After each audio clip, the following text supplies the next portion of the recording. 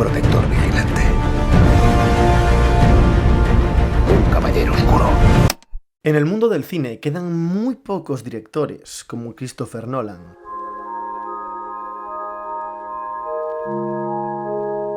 A pesar de ser contemporáneo con el mayor auge digital en el mundo audiovisual, sigue intentando trabajar con efectos especiales tradicionales. En un mundo post-George Lucas y después de Avatar, en donde el uso de las pantallas verdes está estandarizado, Nolan sigue aferrándose a aquello que defienden los directores más clásicos, a la magia del cine.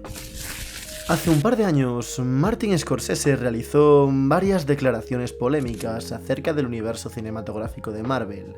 Entre ellas se quejaba del uso desmedido de los cromas y de cómo eso rompía la esencia del cine como fenómeno artístico. De cómo hoy en día este tipo de cine está tratando a los espectadores de una manera deshonesta. Yo no voy a pronunciarme sobre esto, aunque estoy bastante de acuerdo con él. Pero por lo menos esto es algo que no se le puede reprochar a Nolan. Es un director que defiende el uso de lo tradicional en el cine, sigue grabando en analógico, prefiriendo utilizar el celuloide al método digital, creando sus propios efectos prácticos para dar más realismo a las escenas, y viajando a distintas ubicaciones en lugar de recrearlas por ordenador. De su estilo también se puede decir mucho. Su obsesión como director es el tiempo, cómo puede afectar a la mente, a las relaciones entre las personas o a los límites de su propio cine. Confía en el trabajo de sus actores y les da planos muy abiertos para que puedan desarrollar su interpretación, y parece que los conflictos de sus personajes son siempre iguales, relacionados con la pérdida de su pareja. Esto lo quiero dejar para otro vídeo en el que trataré más a fondo su estilo. Algo parecido a lo que hice con el cine de Tarantino o el de Clint Eastwood. Pero existe un recurso cinematográfico en el que Nolan destaca sobre el resto y que siempre me ha llamado la atención: la manera en la que utiliza el montaje.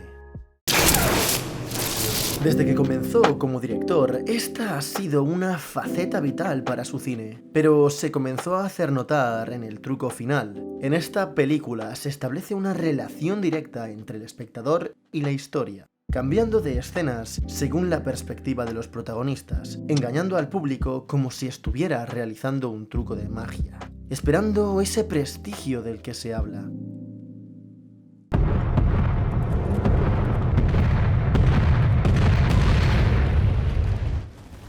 O como ocurre en Dunkerque, Nolan utiliza un montaje paralelo para narrarnos la historia de 3 líneas argumentales distintas. Cada una de estas historias cuenta una perspectiva diferente de lo que se vivió en la playa de Dunkerque, pero la temporalidad es distinta para las 3. Nolan se centra en el medio de transporte que se utiliza en cada una de las líneas para utilizar elipsis mayores entre cada plano. Por lo que cuanto más rápido se pueda mover ese medio de transporte, más lento será el tiempo narrativo que transcurra, utilizando el montaje para hacer que se disocien los tiempos del relato y sirviéndose de la capacidad del cine para narrar historias. Esta es la especialidad de Nolan, el uso del montaje paralelo. Este tipo de montaje consiste en juntar 2 o más escenas de temporalidad distinta mediante cortes entre cada una de ellas. Uno de los ejemplos más claros es el final del Padrino, donde Ford Coppola genera en el espectador una asociación de ideas directa, sin utilizar palabras. Estamos viendo el nacimiento de un nuevo padrino, tanto en el texto como en el subtexto. Por eso el tiempo es una de las bases del cine de Nolan, porque disfruta deformándolo, y con este tipo de montaje puede utilizar esta herramienta para crear grandes giros argumentales, encajando piezas que se han soltado durante la película, explicar las consecuencias tras la conclusión del film y también seguir narrando de una manera más dramática para que sepamos qué es lo que le puede pasar a sus personajes. Nolan utiliza los montajes paralelos a la perfección y como conclusión de muchas de sus películas, pero sin lugar a dudas mi ejemplo favorito de todos es Origen.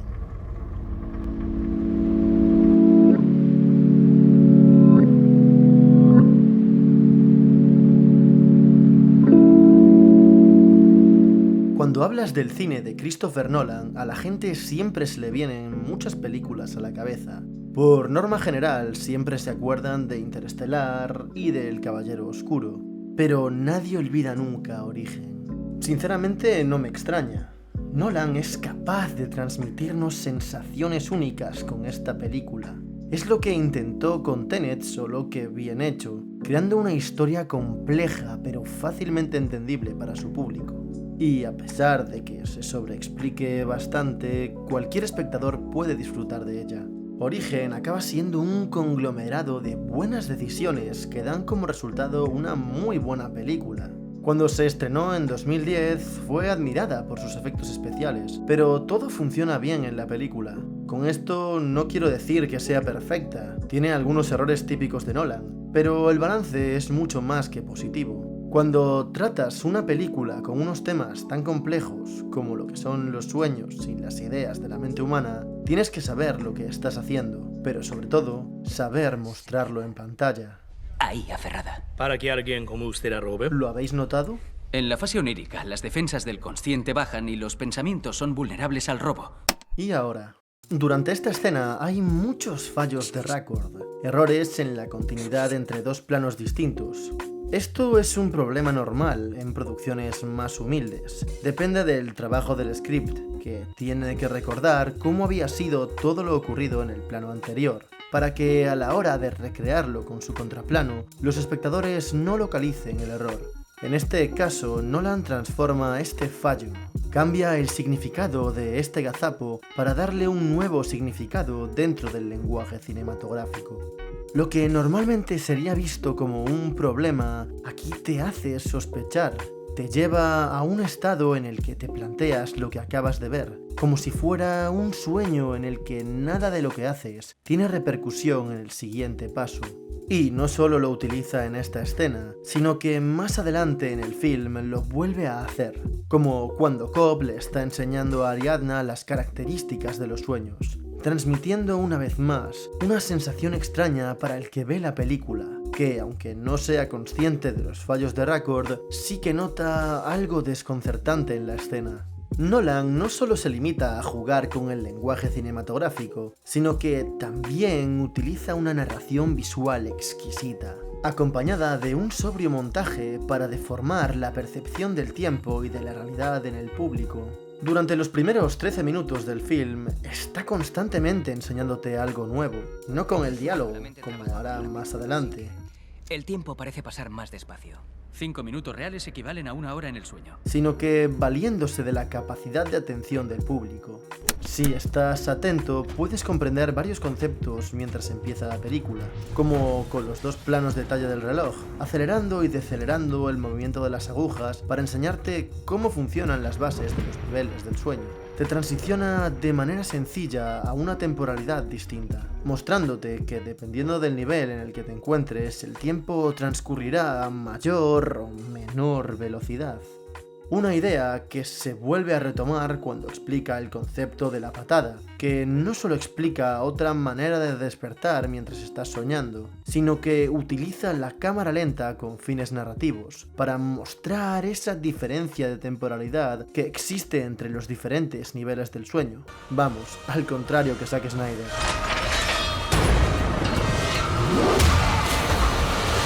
Y esto es solo el principio de la película. Durante el resto de la narración, Nolan utiliza muchos más trucos para llevar al espectador a ese baile onírico entre realidades. Como cuando Cobb está recordando a su mujer y a sus hijos, que los planos se intercalan con escenas de ellos, como si fueran los retazos de un sueño, un vago recuerdo o un fragmento aleatorio en el que puede aparecer cualquier cosa.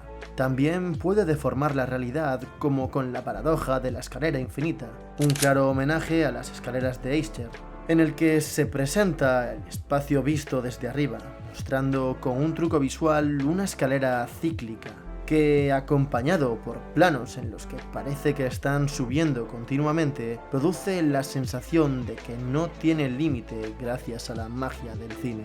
Muchas veces se transiciona de una escena a otra sirviendo como elipsis, pero no ubicando al espectador en el nuevo espacio al que llega, como si se desorientara al no recordar cómo ha llegado hasta ese momento, dejando en el aire la posibilidad de que muchas conversaciones se den en sueños. todas estas peculiaridades, tanto a la hora de narrar la película como a la hora de utilizar el montaje de manera dinámica, nos llevan hasta la especialidad de Christopher Nolan, el ser capaz de cruzar las diferentes líneas narrativas para crear un dramatismo y diseñar eventos dignos de Hitchcock. En Origen ocurre algo curioso. El montaje paralelo se fusiona junto al montaje alterno, que es igual al paralelo, solo que cortando a eventos con la misma temporalidad. Cuando los 3 niveles del sueño están establecidos, Nolan toma todo lo que te ha enseñado durante la película y lo aplica a una secuencia de montaje. Aquí se funden 3 realidades y 3 temporalidades distintas, creando un montaje que pasa tanto a la vez como en un tiempo distinto, fusionando los 2 tipos de montaje espacial y deformando la realidad.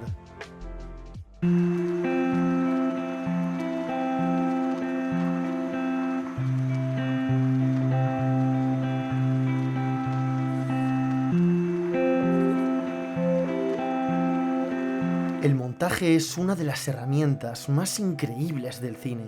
Consiste en unir 2 planos completamente distintos y darles un sentido. Una forma que relacione al espectador con lo que está viendo en pantalla.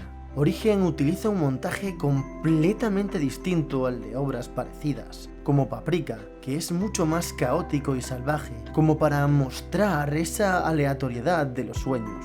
Pero aún así, Origen es capaz de innovar, de presentar un montaje que juegue con el espectador y lo atrape en un vaivén emocional, porque en el cine eso es lo que realmente importa, los sentimientos.